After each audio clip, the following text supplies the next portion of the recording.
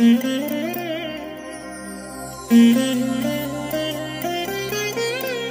దినం పరము నుండి దిగివచ్చు మాట.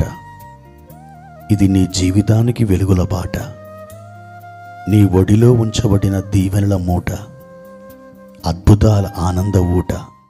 నవంబర్ 21 సంవత్సరమంతా మీరు బైబిల్ చదివి ముగించడానికి ఈరోజు మీరు చదవలసిన లేఖన భాగము ఉదయం ఎహెచ్కేల్ గ్రంథం 16 మరియు 17 అధ్యాయములు, సాయంత్రం యాకోబు రాసిన పత్రిక 3వ అధ్యాయము.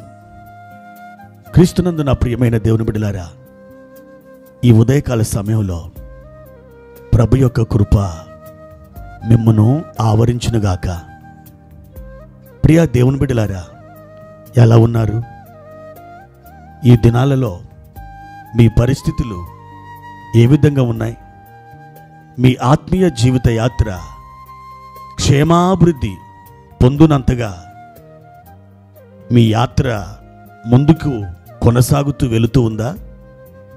లేకపోతే మీరు ఆత్మీయంగా బలహీనపడుతూ, మీరు తప్పటడుగులు వేస్తూ, జీవితమంతా కూడా ఆందోళనకరంగా ఉంటున్నట్లుగా మీ పరిస్థితులు ఉంటున్నాయా?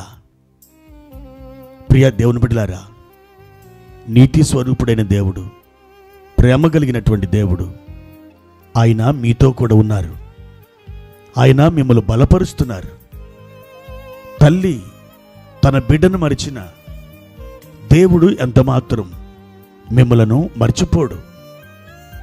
ఆయన తన అరచేతులలో మిమ్మలను చెక్కుకొని ఉన్నాడు. కృపాక్షేమములు ఎల్లప్పుడూ మీ వెంట నడుస్తాయి. ధైర్యముగా ఉండండి. ఏ విషయమందును మీరు సోలిపోవద్దు, బలహీనపడద్దు. మీరు అవిశ్వాసానికి, అల్పవిశ్వాసానికి చోటు ఇవ్వద్దు. విశ్వాసంతో మీరు ముందుకు కదిలి వెళ్ళండి. నిశ్చయముగా దేవుని యొక్క కృప మిమ్మలను బలముగా ఆవరించి, మీరు ఏ స్థలమునకు వెలుచున్నారో దక్షిణ హస్తం చాపిన దేవుడు అక్కడికే క్షేమముగా మిమ్మల్ని తోడుకుని వెళ్తాడు. ఈ ఉదయకాల సమయంలో ప్రభువారిచ్చిన ఒక వాక్యాన్ని చదువుకుందాం. 145వ కీర్తన 19వ వచనం. తన యందు భయభక్తులు గల వారి కోరిక ఆయన నెరవేర్చును. వారి మొర్ర ఆలకించి వారిని రక్షించును. ప్రియ దేవుని బిడ్డలారా, మనం ఎలాంటి కోరికను కలిగి ఉండాలి?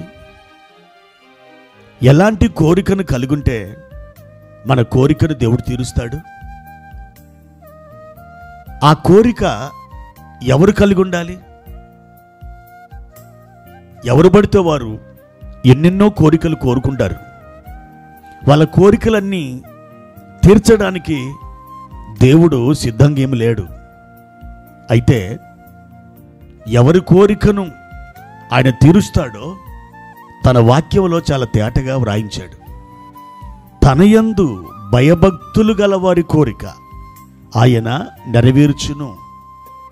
ఎవరైతే దేవునికి భయపడతారో, విధేయులు అవుతారో, ఆయన మాటలు జాగ్రత్తగా ఆలకిస్తారో, ఆయనని ఎవరైతే ఘనముగా ఆరాధిస్తారో, సన్మానిస్తారో, హృదయపూర్వకంగా ఆయనని హత్తుకుంటారో, యెహోషువ వలె నిండు మనసుతో ఎవరైతే ఆయన సేవిస్తారో, అలాంటి వారిలో ఎటువంటి కోరికలు ఉంటాయో తెలుసా? దేవునికి మహిమను తీసుకుని వచ్చే కోరికలుంటాయి. ఇతరులకు ఆత్మీయ క్షేమాభివృద్ధిని కలిగించే కోరికలుంటాయి. వారికి దీవెన కలిగించే ఆ కోరిక వారి హృదయములో మండుతూ ఉంటుంది. ప్రియ దేవుని బిడ్డలారా, దేవుడు మన కోరికను తీర్చాలని ఆశపడుతున్నాడు. అయితే నీవు ఆయన సన్నిధిలో మొరపెట్టు, ఆయన చిత్తానుసారంగా ప్రార్థన చేయి. అలాగెప్పుడైతే నువ్వు చేస్తావో దేవుడు తన వాగ్దానం ప్రకారం నీ కోరికను తీరుస్తాడు. జక్కయ్య ఒక కోరికను కలిగి ఉన్నాడు. ఏమిటా కోరిక? యేసుని చూడాలని ఒక కోరిక అతడు కలిగి ఉన్నాడు. అయితే యేసు ప్రభు జక్కయ్యని దాటి వెళ్ళాడా? ఎంత మాత్రమును కాదు. జక్కయ్యని దాటిపోవడం కాదు, కానీ జక్కయ్యని పిలిచి జక్కయ్య ఇంటికి తానే రావాలని ఒక కోరిక కలిగి ఉన్నాడు. దేవుణ్ణి సంతోషపరిచే కోరిక మనం కలిగుంటే మన పట్ల ఆయన మరొక అద్భుతమైనటువంటి కోరిక కలిగి ఉంటాడు. అది నెరవేరడం, అది మన జీవితంలో జరగడం, నీ జీవితం ఈ ధరణిలో ధన్యమైపోయినట్లే. ప్రియ దేవుని బిడ్డ,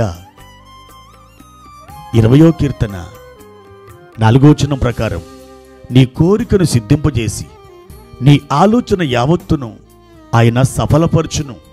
ఈ వాగ్దానం చొప్పున దేవుడు మిమ్మల్ని ఆశీర్వదించబోతున్నాడు. ఈ వాగ్దానం ప్రకారం ఆయన మిమ్మల్ని నడిపించబోతున్నాడు. కాబట్టి ఆయన సన్నిధిలో భయభక్తులు కలిగి మీరు మొరపెట్టండి. నిశ్చయముగా జవాబును మీరు చూస్తారు. దేవుడు అట్టి కృప మీకు దయచేయునుగాక.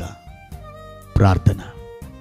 పరిశుద్ధుడా, ప్రేమ కలిగిన తండ్రి, ఈ ఉదయకాల సమయంలో మీకు కృతజ్ఞత స్తుతులు చెల్లిస్తున్నాం. మీ యందు భయభక్తులు గల వారి కోరిక మీరు నెరవేర్చే దేవుడుగా ఉన్నారు.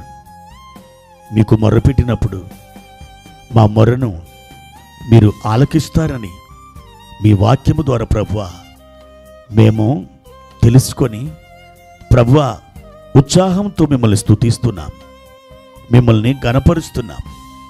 మా ప్రియ తండ్రి, ఈ ఉదయకాల సమయంలో మా ప్రియులు మీ సన్నిధిలో ఎలాంటి కోరికను కలిగి వారు ప్రార్థించుచు మొరపెట్టుచు ఉన్నారో అయ్యా, మీరు వారి కోరికను తీర్చి సఫలము చేసి మీ నామానికి మహిమ కలుగునట్లుగా కృప చూపించుమని యేసు నామమున ఈ ప్రార్థన అడిగి వేడుకుంటున్నాము తండ్రి.